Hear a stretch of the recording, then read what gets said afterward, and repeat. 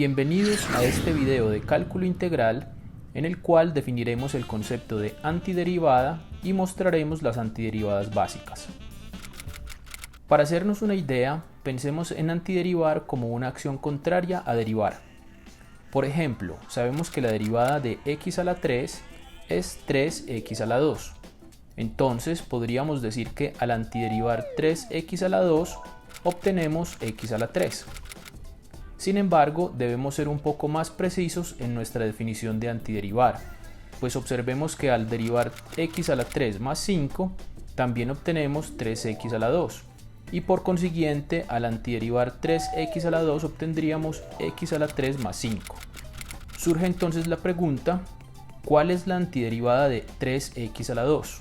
¿Es x a la 3 o es x a la 3 más 5? En realidad, ambas son antiderivadas de 3x a la 2. Es decir, 3x a la 2 tiene más de una antiderivada. De hecho, 3x a la 2 tiene infinitas antiderivadas. Y estas están dadas por la expresión x a la 3 más c, donde c es una constante cualquiera. Cada que reemplacemos c por algún número real, obtenemos una antiderivada de 3x a la 2. A la expresión x a la 3 más c, donde c es una constante arbitraria, la llamaremos antiderivada más general de 3x a la 2. Veamos entonces cuál es la definición precisa de antiderivada.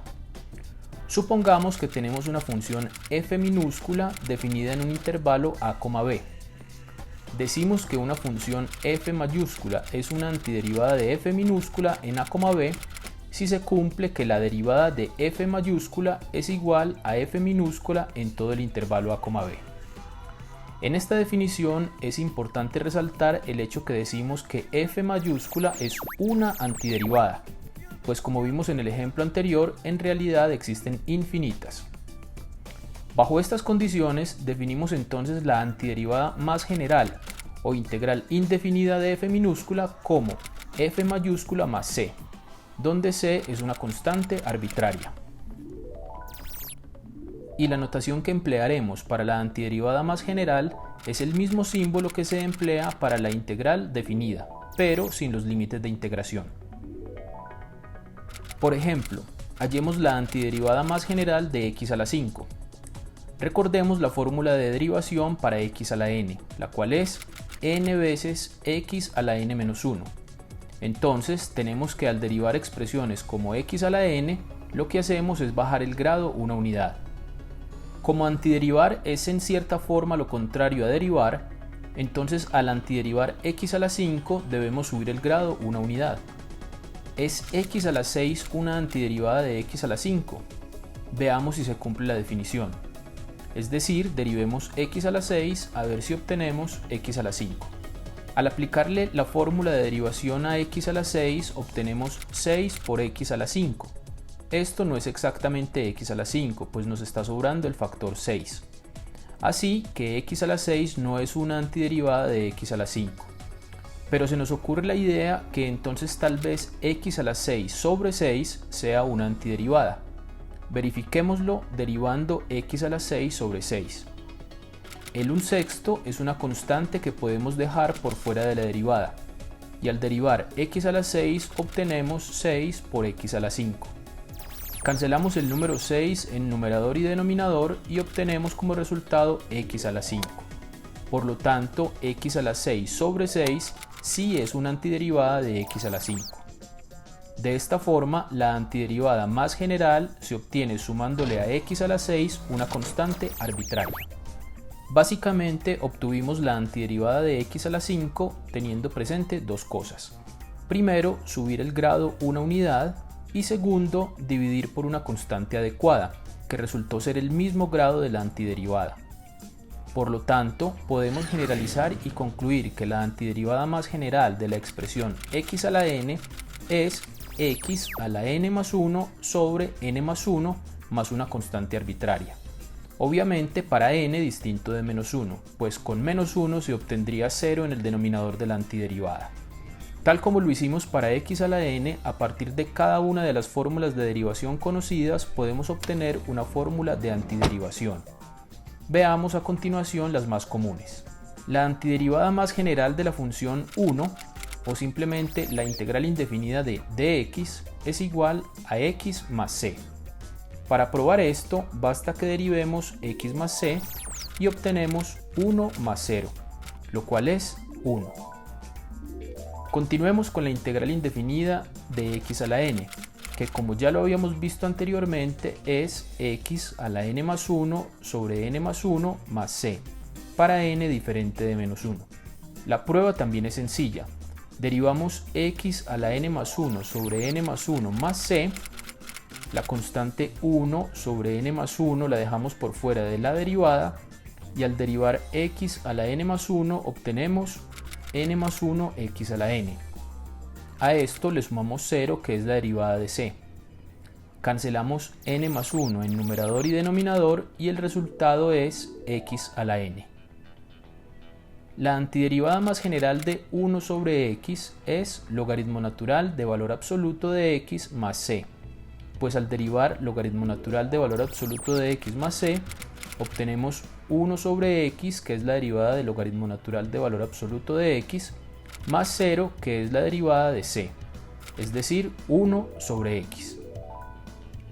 La integral indefinida de e a la x es e a la x más c, pues la derivada de e a la x más c es e a la x más 0, o sea, e a la x.